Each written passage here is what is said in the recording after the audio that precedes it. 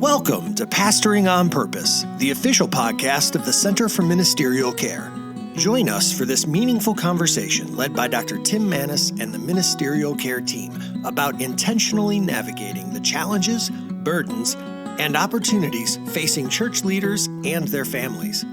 We exist because healthy churches depend on healthy ministers. The Center for Ministerial Care. For ministers, for families, for you. Welcome to another episode of Pastoring on Purpose, and Dr. Tim Maness here at Ministerial Care in our wonderful studio. And today we have a wonderful guest that I've had the privilege of working with for quite some time now, and that is Sandy Whitmire. Sandy Whitmire is a woman of faith who seeks to live each day with joy, gratitude, and a heart for serving others. And I have seen that in action, quite frankly, firsthand.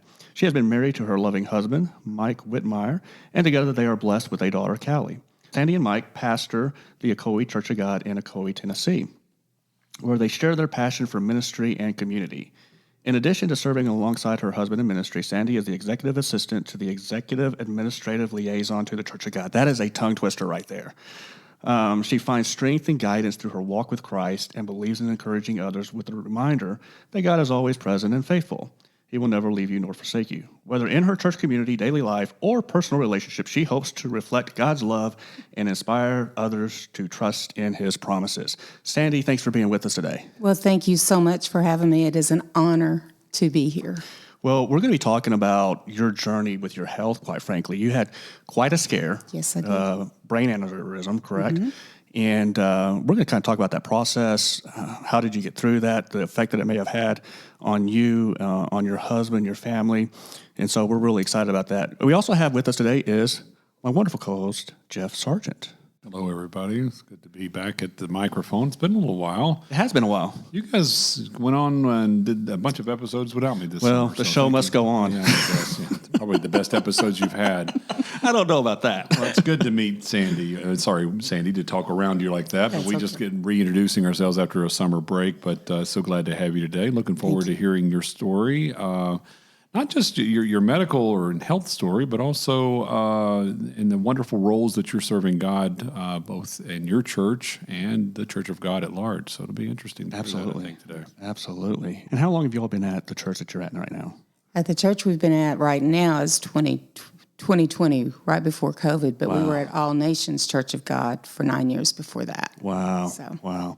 Well, you're not going to want to miss this episode because this is a journey of faith, a journey of healing, a journey of hope, a journey of, quite frankly, of probably even fear to a certain extent. So we'll be right back right after this. If you would like to help support the Center for Ministerial Care continue its mission of serving those who so faithfully serve all of us, we encourage you to like us on Facebook, subscribe to this podcast, and share it with others. You can also visit our website at ministerialcare.com and click the donate button to make a contribution that directly benefits our services.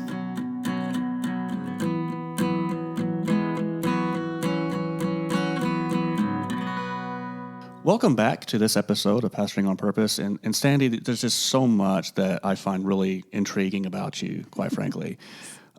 Share with those who are listening more about your role as the executive liaison. What is it that you do? And also just, you've seen transition, right? Mm-hmm. And change. And that creates, I don't care where you're at, what organization you're in, that does create a sense of anxiety and stress. Yes. Kind of go into that as well a little bit, if you don't mind. Okay, I came into this role in April of 2015 when Dr. Mark Williams was the general overseer. And I was interviewed by David Ray, and within a week I was hired. And the week before Executive Council, that was an interesting time. And in that role, at that time, we organized the Executive Council, the committee meetings and everything. There was always something new. There's always something going on. It's not, you don't come in the day and go, okay, what am I going to do? Mm-hmm. There's always something going on. Well, in 2016, of course, Dr. Tim Hill was appointed as general overseer. And like you said, change is stressful, yes, especially in the position I'm in, because you're not really guaranteed that you're going to get to stay in that position. Yeah. And I remember going to Dr. Hill and I said, I really would like to work with you. Mm-hmm. You know, I really want to be able to be a part of your team. And he said, Sandy, you have nothing to worry about. And so that made me feel better. Absolutely. You know, and so, but during that time, it was a stressful time because in 2020, as everyone knows, it was COVID. Yeah. And I will never forget, the committee was meeting in March of 2020, and when they had to make the decision of canceling Winterfest that year. Oh, yeah, I remember that. Yes, and so it was just, I felt for the committee, I felt for what was going on, but I will say during those 2 years of that time, because of everything being shut down, I believe we worked harder to keep the church going. Yeah. We worked from home, but we also came in. You know, that's really interesting that you mentioned that, because you kind of got to see firsthand leadership on how to handle. And let's be honest, it's not like they were experts at it. They didn't. They never had to go through this before. Right. But a denomination shutting down, the world shutting down because of a pandemic, Yes. and so. Is there anything that you learned from that, just being kind of witnessing what you saw going through that? Anything that that just kind of stuck out to you as you saw some incredible people just try to lead us through that? Absolutely. I think the thing I saw the most is you have to be intentional in having that relationship with others. You have to be intentional to get things going because, as you know, we do pastor a church, so we were having to also think of ways to keep our people connected. Yeah. And so I learned so much during that leadership process of how Brother Hill even got on Facebook or social media, and he was doing things and trying to keep the church connected. So it was a great time experience, maybe not so much a great time in our era, but it was a great time to see our church thrive. Yeah. Our church alone, I mean, we had tithe records. We had on Facebook attendance. We had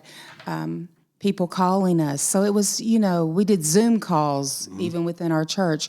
But seeing our leadership during that time, our executive committee come together and pull this church together, it was an amazing time and experience. Yeah. You know, it's you know, they were the right people for the right time, right? Absolutely. I believe they were appointed for that time. Absolutely. So, okay, so you work with Bishop Hill for quite some time, and does your role change at all, or do you pretty much still stay the same? I stayed in this position. I've actually been in this position, let's see, it's 11 years, going on 12 maybe. Okay. And so the same position. And so then in 2024, when Brother Lewis was appointed General Overseer, he came to me when he came off the stage and said, "You're still part of my team, aren't you?" And I said, "Absolutely." Yeah. And, you know, I've learned so much from him, too. He loves the church. He has a pastor's Absolutely. heart. Yeah. He connects with his pastors. I've seen it with my husband, not just because I work with him, but when Michael calls or Mike comes in, or if a pastor needs to talk to him, he takes that time to spend with them. It doesn't matter. Big church, small church, it does not matter to them. Yeah. It's people. It's the people. know, Yes, it's absolutely. care. Because I lost my father last year in November. Okay. And I had to call Brother Lewis, and it was the week before committee, and I'm like, oh, how am I going to get all this done? But I called him, and I said, they're calling the family in. So I had to fly down to Tampa. He said, do what you've got to do. You just go on. And he called and prayed with us. He was there. I just would call and say, this is what's going on. Take the time you need. And that's what I think our leaders do. Absolutely. You know, they have a pastor's heart. They care. You know, they really do care. And they care about the church. Absolutely. And you said, you know, it was during the week of or the week before the committee. Week before the committee. Kind of share, because we got listeners that really don't know what that entails. The executive committee comes together once every month for a week. And each committee member brings a portfolio and lets us know what's happening within their division. And they meet in a conference room, and it can last one day, 3 days, or whatever. And they get the financial report. They get divisional reports. Anything that is going on within this church, they will bring, and they meet. Sure. And there's times that we have not left. They'll start at 9 o'clock that morning, and we've not left till 9, 10 o'clock at night. His staff, not necessarily, but the committee will stay in there. And it's getting notebooks together. It's getting the agenda put together. I'm actually working on one right now. Okay. So it's just all the different topics. I had to get his talking points together so that he stays on track. Not that he needs me to keep him on track, but sometimes, you just get sidetracked. Yeah. And so he's able to get that. And so caring for you, saying, you know what, go ahead and take that time. Even though there's probably a lot of work yet to be done for that. There is a lot. There is a lot of work. I work closely with his assistant, and matter of fact, she came in my office today. I need 2 more items added, and just getting it set up. Are they going to have lunch in? Are they going to get what snacks, what breakfast? Do you want breakfast in? And bring in their special orders of the day. Getting that all set up. So there is a lot to that meeting. I'm getting tired just listening to everything that you have. That's just one meeting. And like you said, it just doesn't end. No. Once you're finished with that, there's always something else around the corner. Right. In September, we have our International Council meeting that we're getting ready for right now, and then going right directly into Executive Council. So it's, getting all that together. And we're actually starting to looking at agenda items for the General Assembly. So it's just, it never stops. And it's fascinating to hear about the occupation that you have, right? Your 9 to 5, so to speak, job. Right. And I'll tell you this before we move on to her vocation, her vocational position. I'm impressed and amazed that you seem to be quite evidently flexible, because this is your 3rd administration of the Church of God, and we're talking about executives. We're not just talking mid-management folks, and there's some interesting needs that are there when you're trying to serve and provide. So evidently you enjoy that. Do you like the? Not that you want change, but you seem to embrace it. I do enjoy it. I enjoy getting to know each of them. And their leadership is different, but in a lot of ways it's the same. Yeah. They're very caring, and care for the church. But yes, I do enjoy what I do. I feel like, as a matter of fact, I really feel like the Lord placed me in this position because I had been in business and records for only 3 years. And for them to come to me at that time, after 3 years only being here at the international offices, it was an honor when they approached me. So what is the best part of that occupation? What do you consider to be the best part of your occupation, your 9 to 5 job? I would say the best part is meeting people, actually meeting the Executive Council, getting to know them, getting to know the committee and their family, getting to know the church, just how we roll, how we function, how we are. Yes, we have to do paperwork and all of that, but doing ministry and showing love to others, that's something I enjoy doing. And I love to do it. So, and I keep using 9 to 5. Is it a 9 to 5 type job? Are you working 40 hours a week, or what? What do you? Absolutely. We come in at 8 and it's to 5, but my phone is always with me. Wow. It is. Matter of fact, this week I got a call at 8:30 at night. So this is a full-time, full-on job, Absolutely. Right? Where you are involved in high-level meetings, and organizing them for the Church of God. And by the way, I appreciate that and I admire it. Oh, absolutely. Yeah. But as you've already said, that's her occupation. Yeah. Her vocation, she's a pastor. Yeah. She and her husband pastor a local church here. When I say that, because I want the listeners to know the Ocoee Church is on just right outside of Cleveland, basically. Right. Yes. In a beautiful part of Tennessee. Yes. It is pretty. And I'm sure you'd agree with that. Yes, I will. But that's your, okay, so when do you find time to follow this calling and your vocation, which you do, and it seems like you're doing well. So tell us about that. That's an excellent question. I lead praise and worship at our church. I'm part of our praise and worship. Okay. Yes, so I do that. Yeah. I'm also, my husband just recently asked me to be the liaison to the church for him. And I said, okay, to find the time to do that, the Lord just gives me strength. Normally I go in like at 6 in the evening and just kind of see what's going on. Like if I have meetings, I can't attend every function at the church. That is something I have told my church. I said, I can't be at every women's Bible study. I can't be at everything that is here. Not that I don't want to be, but there is times that I've got to take time for me. Absolutely. And my family. But I try and just make the time. I do have an office at home, and there's things that I do there to do for the church and stuff like that. So, Reverend Whitmire, that sounds impressive, all right? And I believe you. Yes. But help our listeners, because we probably have more than just a few bivocational listeners who are thinking, okay, I'm trying to manage this call and this church that God's given me and my job, all right? And it sounds like you're figuring that out. And one of the ways you're doing that is through the boundaries that you're setting. I cannot do everything at the church. I bet that's a difficult decision to make, maybe, or uncomfortable. It was a very difficult decision. And when we get to it, when I made that decision is when I had my health scare. Okay. I was doing everything. I was going to every Bible study. I was going to every Friday night. We do once a month, Sisters in Fellowship. I would go to every one of them. I felt like I had to be at everything. Yes. Wow. And that's where my health scare woke me up. Yeah. You Did you ever experience during that time any type of feeling of like burnout or just? Oh, yeah. There has been times where I've just wanted to walk away. Yeah. Seriously, just say, I can't do this anymore. And that's when I look at my husband and I'll say, we've got to get away. Yeah. We have to, I said, I cannot keep on doing this because the demands, just this past weekend, on Friday, we were at the hospital for like 6 hours. We had 4 people in the hospital, and it wasn't just going into a cold.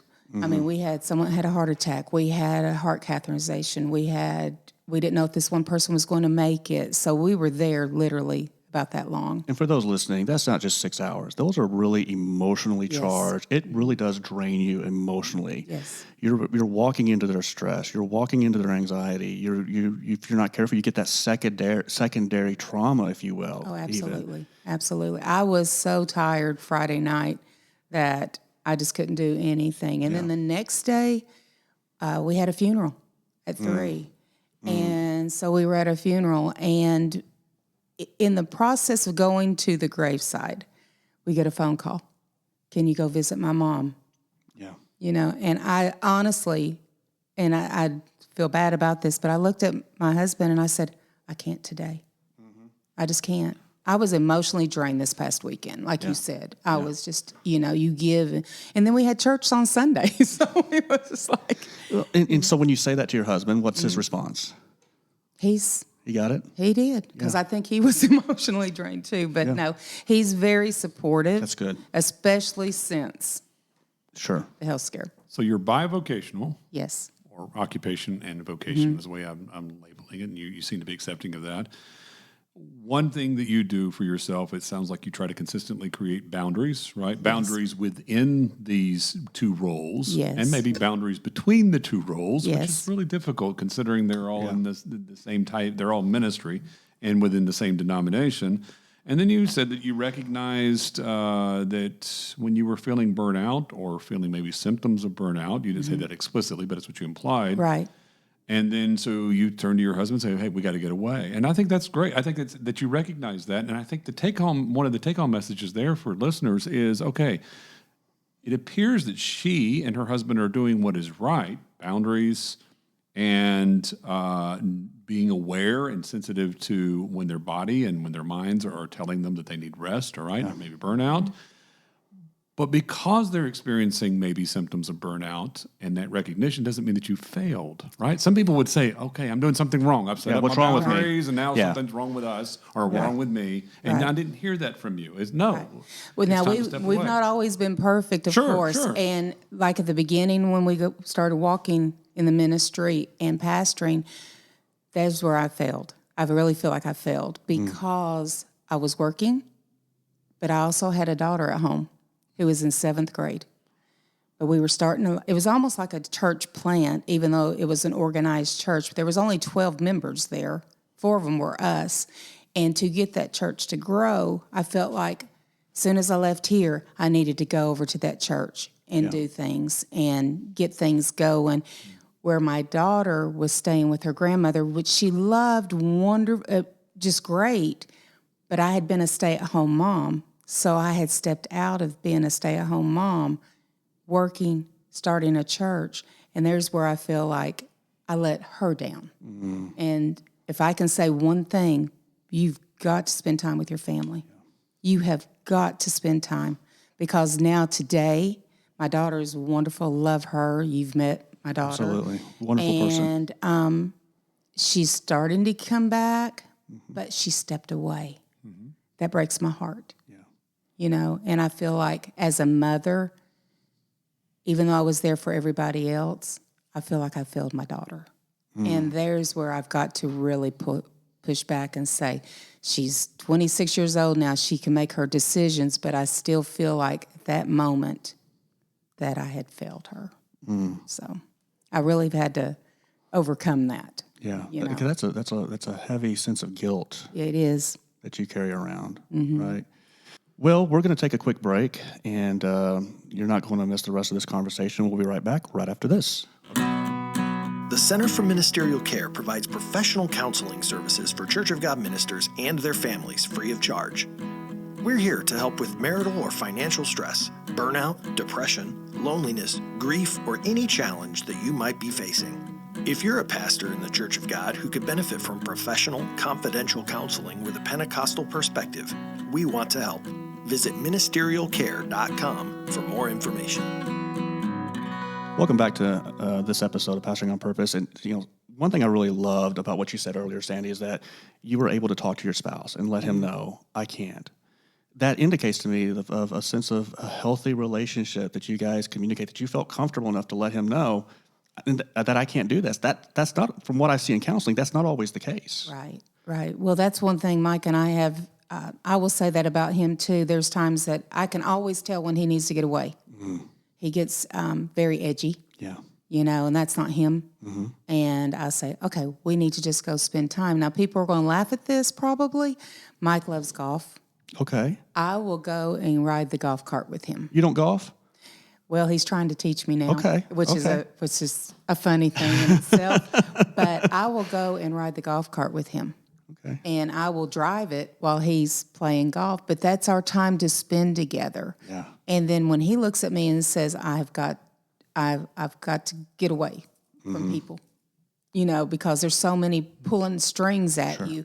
And so I will take him up to Fall Creek Falls. I'll just schedule it and say, okay, we're going up, and that's what we've had to really start doing. But I go ride the golf cart and I enjoy it. We don't pick the phone up at that moment.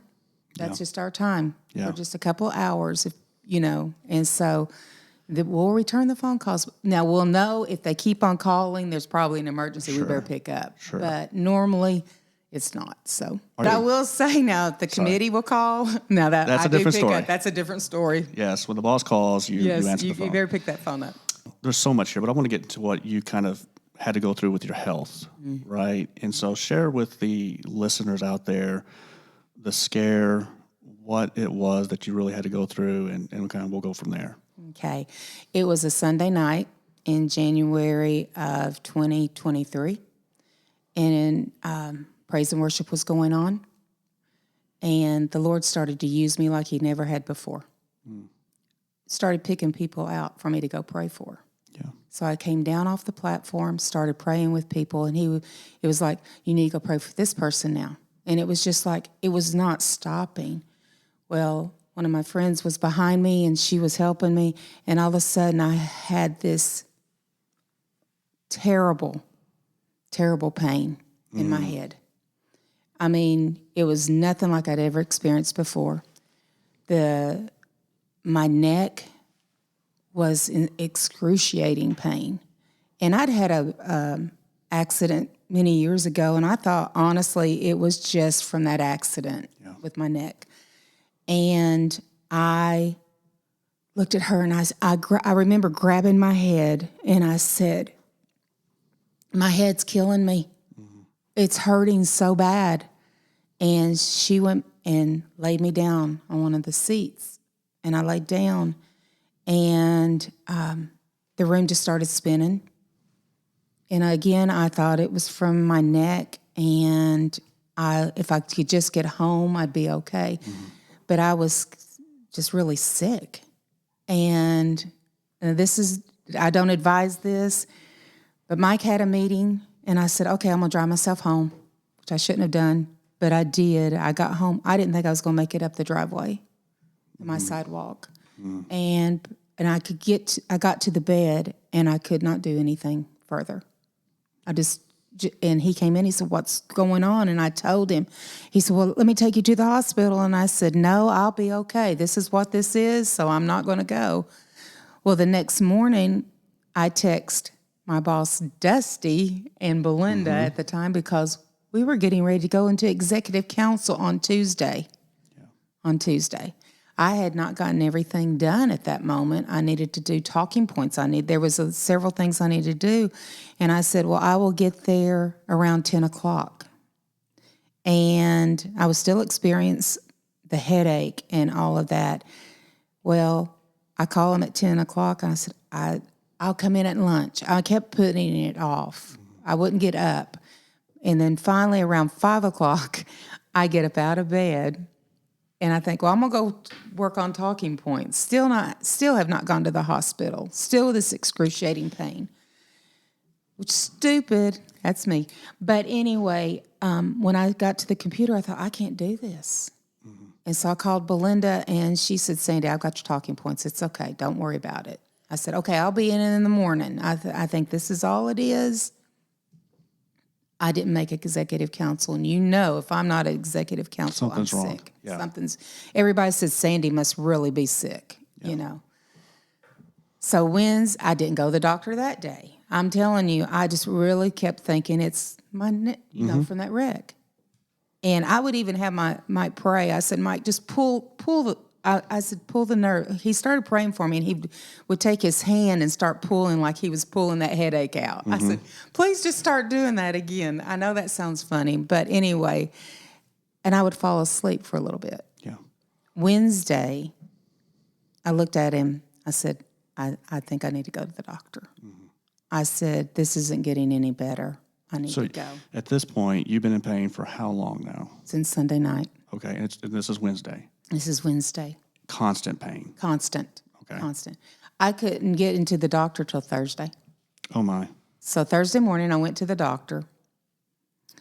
And actually, I went to the chiropractor because, again, I thought it was my neck. He did an x-ray. And he said, well, I do see you're out of line in your neck. And so he adjusted me. And it relieved the pain a little bit. And that was not really smart, because I could have died. Yeah. Yeah. And so we get home, and I'll never forget this. I get out of the car, and I just went limp. I dropped my purse, and I did say Mike's name, and he turned, he said, and I just fell in his arms. He honestly thought I had died. He said that my eyes went cross-eyed, and he said, he put me on the retaining wall, and he said the name of Jesus. And he threw the ice pack on me that the chiropractor had given me, and he said all of a sudden my eyes opened, but he said your eyes were just different. Yeah. He said, I honestly thought you had died. So he said, I'm calling the ambulance now. I said, no, you don't need to call the ambulance. Yes, I'm calling the ambulance now. So he gets me back in the house. He does call the ambulance. They come and check me out. And by then, my levels are okay, and they said, we need to take you to the hospital. I said, let me just lay here. I finally have got some type of relief, just a little bit of relief. They left not wanting to. Mm-hmm. And the guy was very sweet. He said, if you need me again, you call us. Well, probably around 1 o'clock that morning, I woke Mike up, and I said, Mike, something's not right. Yeah. I'm not feeling right. You need to call the ambulance.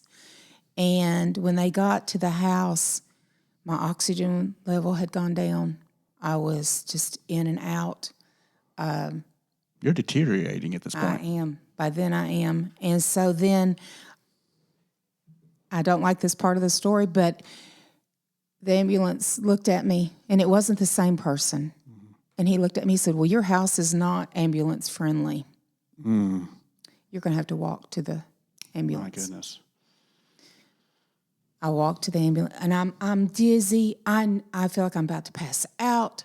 You know, why couldn't you have had the gurney at the bottom of my step if my house is not ambulance friendly?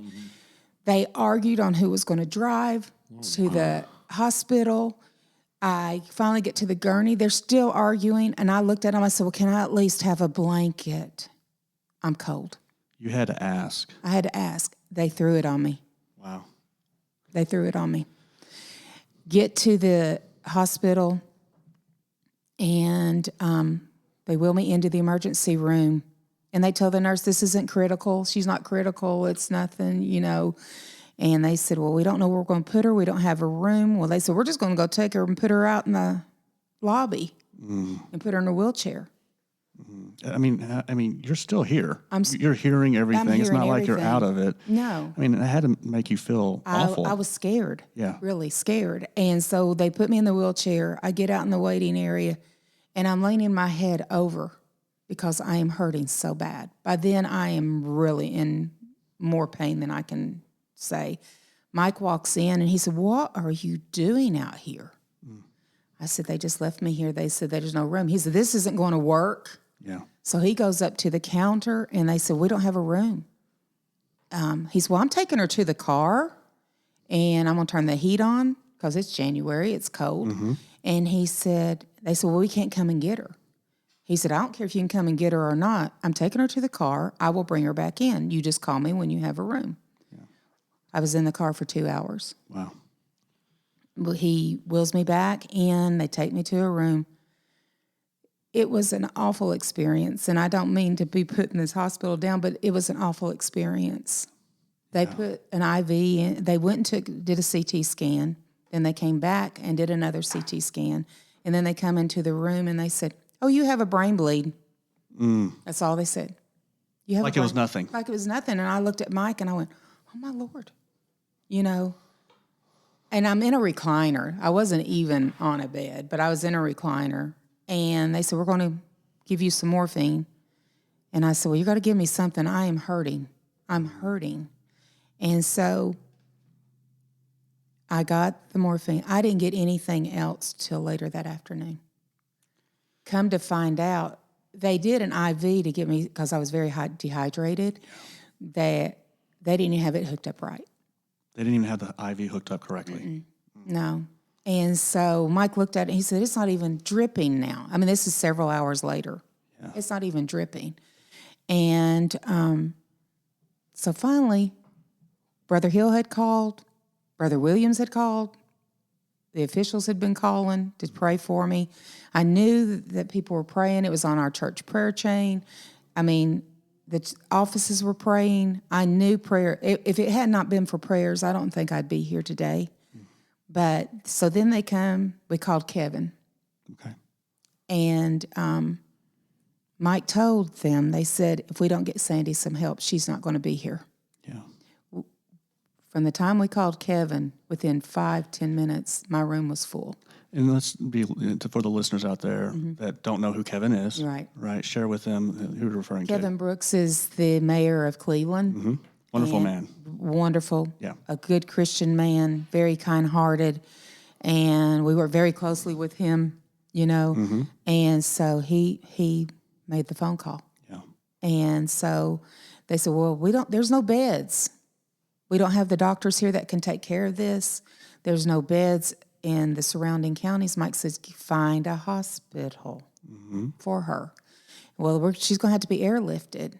He said, whatever it takes. Okay. Do what you got to do. Well, within that time frame, they come in, they said, we found one bed at Ascension Hospital West in Nashville. Wonderful hospital. Wonderful hospital. So they come, the helicopter, they're going to airlift me up. Now, this is God. When I get in the helicopter, and I just said, Lord, I'm in your hands. That's all I could pray, because fear was starting to scare. I mean, I was scared. Sure. And so the ambulance took off, and within 5 minutes, the caretaker said to the nurse said, "Miss Whitmire, we're going to have to turn around. All the warning lights have come on." Oh, no. What else could go wrong? Right. And I'm thinking, okay. I said, okay. And so we get back, we change helicopters, we get over to Ascension. They were just so kind. And Mike has said to me, he said, see if I can see you, because him and Callie were on their way over. Mm-hmm. He went home to get everything and immediately came over to Nashville. And he said, see if they let me in to see you, because I'm in ICU. And I asked the nurse, she said, we will not keep your husband away from you. It's 2:00 in the morning when he gets there, and we will bring him in. And so he could see me, Well, the next morning, the doctor comes in, the neurologist, and he said, okay, Miss Whitmire, we're going to do surgery on you at noon. And this is what could happen. You could have a heart attack and die. You could have a stroke. You could be paralyzed. And he said, you could not make it. Yeah. And I'm going, Mike said, I just started crying. So you find out that morning, he comes in, and then you're going to have surgery at 12. Mm-hmm. It was that quick. My goodness, yeah. Yeah. And I said, okay. And I remember being wheeled down to the operating room. And I remember saying, Lord, if this is my time, if this is truly my time, please forgive me of anything. I want to go to heaven. But I said, even more than that, please save my daughter, and please be with my husband.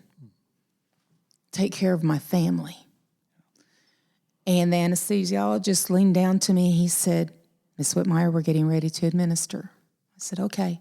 I remember closing my eyes, and I saw a silhouette of Jesus' face. Did not see his face, but I saw it. And I was at peace. And where it was going to be an hour and a half surgery, hour and a half to 2 hours surgery, it was 10 minutes. Wow. They went out and saw Mike, and I'm sure he probably thought the worst. Absolutely. Coming back that quickly, typically no news is good news. Right. And so he comes out, and Mike said, the doctor says, we're done. He said, well, what did you do? At 10 minutes, it's brain surgery. Is she okay? Yeah. And he said, I didn't have to do anything. It sealed itself. How about that? Wow. That was the Lord. Wow. That was the Lord. That's incredible. Yes. And so I remember Mike praying in the emergency room about the Lord, pleading the blood, and about the Lord can stop this blood flow. Yeah. Seal this brain bleed. And he did. And so, which is amazing, What a story of faith, prayer, right? And you go from facing death Yes. to amazing hope, just like that. Yes, it was. It was just the turnaround was so quick, and the recovery. I still at times have when I tell Mike I have a headache, it's like, go lay down, lay down, or do I need to take you to the hospital? No, I promise you, if I ever get a headache like that, I'll go right then to the hospital. It's almost like he has a little bit of PTSD He going does. on. Yeah. Yeah, he's all I have to say is I'm tired, or I've got to go lay down. He'll say, go lay down, And there's where I say, love your family. Yeah. Don't take today for granted. Yeah. I was so busy in the hustle and the bustle of everything, that I was not taking time for my family. And what I love, too, is the fact that your husband was an advocate for you. He fought for you. Yes, he did. I'll never forget that morning before he got to the hospital. He texted me one of the most beautiful texts, and that he'd been praying and that he could see angels, and he's a man of faith. Yeah, my absolutely. husband. I've leaned upon him many times, and he's a man of faith. But if I can tell people now, spend time with your family. Ministry is important. It's 100. We've got to get the harvest in because I believe the Lord is getting ready to come back. Sure. But if you lose your family, what have you won? Absolutely. Now, I'm not a medical doctor, to be clear, but you're hurting and you're in pain from Sunday till you get into surgery, which was Friday? Friday. You have a brain, correct me if I'm wrong, it's a miracle she's alive. It is a miracle. I just want to say thank you for sharing that story. One of the things that people regret the most, they've done a study on this right before they pass away, is they don't regret positions they've taken or how much work they had or how much money they made. It's not spending enough time with those that they love the most. And we need to get our priorities back. Absolutely. Wow, Sandy, I really do appreciate you sharing your story today and honestly being open, being vulnerable, willing to share as much as you've been able to do. And so we're going to take a quick break. You're not going to miss this. We'll be right back right after this. For more than 20 years, the Center for Ministerial Care has been a ministry for ministers. In addition to pastoral counseling, we provide restoration ministry for Church of God ministers in need of healing and renewal following personal and professional crisis, with a focus on respect without judgment of past mistakes. Ministerial Care also offers Spirit Care, a servant ministry focusing on creating a caring and kind community, helping retired Church of God ministers, their spouses, and widowed spouses. Visit ministerialcare.com to learn more.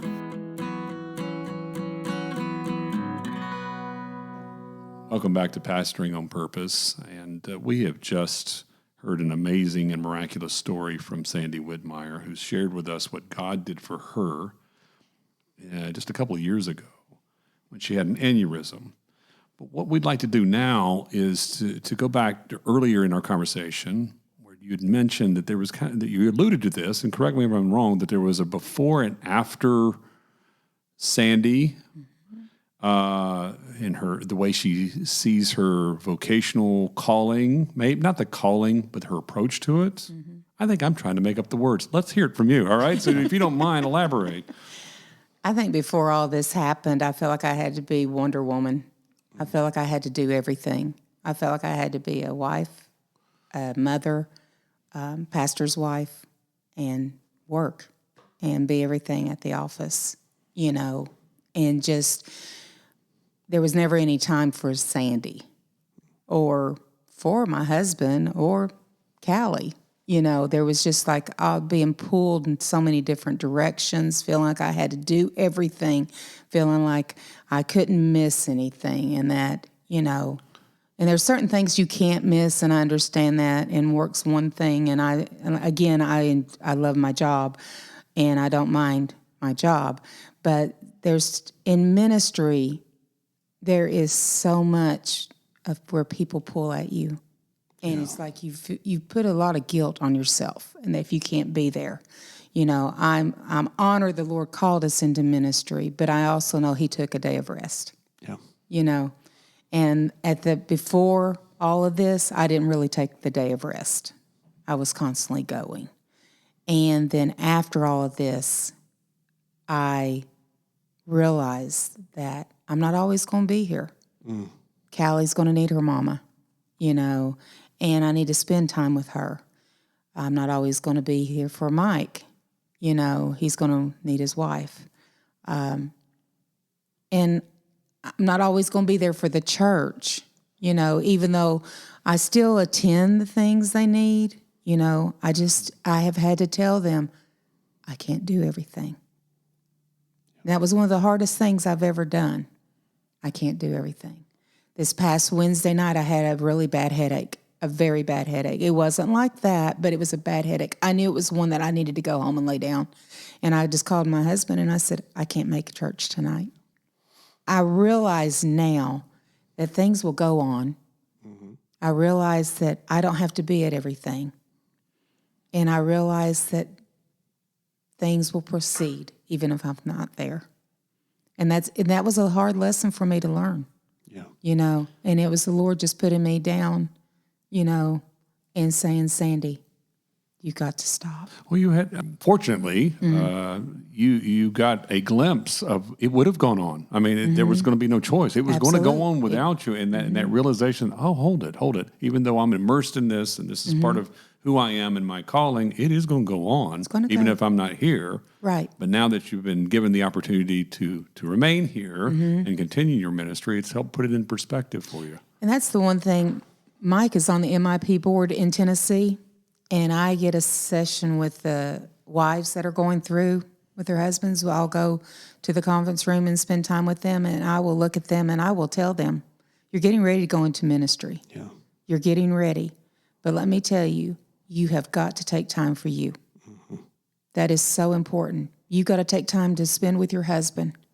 You know, even if it's riding a golf cart. Yeah. You've got to take that time and being spend together. time with him. Right. And just be together. You know, everyone else does. Yes. You know, everyone else does. So you've got to take time. And that's what I have really had to learn through that. Well, if you don't mind answering this, because I'm thinking, I'm sitting here as part of the audience, and I'm thinking, okay, so you work 9 to 5. That's Monday through Friday, or 8 to 5, really. Yeah, or 8 to 5, yes, and then all day Sunday, right? 'Cause that's not. When is your day of rest? Is it Saturday? Is it? Are you adding a day in there somewhere? Where are you doing this? There's a new day of the week. That's right. Well, the fortunate thing is, you know, with the offices being closed on Friday now, I've kind of started using Friday some, even though that I will, if they call me or there's something I'm needing to do, I have come in the office on Friday just for a couple of hours if I needed to get something done. That is the day that I pretty much take now, that I will say I'm going to go get my nails done or, you know, do something for me or just whatever. Go spend some time with some friends, you know. But I have learned to do that, you know. Before then, it was a constant go, go, go, go, go. But I finally had to say, after that, before the office is closed on Friday, I would just say, Mike, I'm taking Saturday evening. You know, we're going to go to the golf course. We're going to go do something, you know. And so it taught me a lot. It really did. It taught me a lot. And God was good. He's still good. I was out of the hospital. I was in there on Friday. I came home Sunday night late. So I was only in there a couple of days. You know, I didn't think I was going to get to come home on that Sunday because I passed out. But they said, oh, they're probably not going to let you go. And I said, Mike, I want to go home. But they did. It was like midnight when we got home. But God's good. And I really saw a lot in that time of his goodness and mercy and his healing power, because I truly believe I would not be here today if he had not touched me. And so I'm very blessed. What a wonderful story. Thank you. Going from what seemed to be such a precarious situation, you know, even throughout all of that, you know, the care that you received or the lack of care that you received. And so having to go through that, and then you get up to that point, you're going into surgery. It's amazing to me. 10 minutes. 10 minutes. Sandy, I just want to say thank you so much. Thank you for having me. Thanks for being here. This is amazing. Love God with all your heart. Yeah. Is the one thing I can say. Love your family. Spend time with family and friends. Spend time with the Lord. And just do not take every day for granted. Yeah. Yeah. Each day is a gift that God has given you. And that's what I would go away with, because I take each day as a gift that God has given me. Amen. Amen. Thank you so much. Thank you. We're glad that you're still here with us. It is a miracle you're sitting here right now, quite frankly. I don't know anybody that has a brain aneurysm that long and lives to tell the tale. Well, if you remember, a couple months after that was Smoky Mountain Gathering. Oh, well, yeah, I do remember that. And you were back to work. I was back at work. Wow. Yep. That's a whole nother, But that's wow. the Lord. That's amazing. Absolutely amazing. Yeah, if you're out there and this has resonated with you, please share this episode, share the podcast. You can listen to our podcast on any platform that you can find podcast available. And so thank you for being with us, for myself, for the wonderful Dr. Jeff Sargent, for the Reverend Sandy Whitmire, as well as our new producer today, by the way, filling in for Ryan. We had to settle for Britt. No, I'm joking. Thanks, Britt, for helping us sound good today. And for myself, once again, this has been Pastoring on Purpose, and we'll see you next time. Until then, God bless.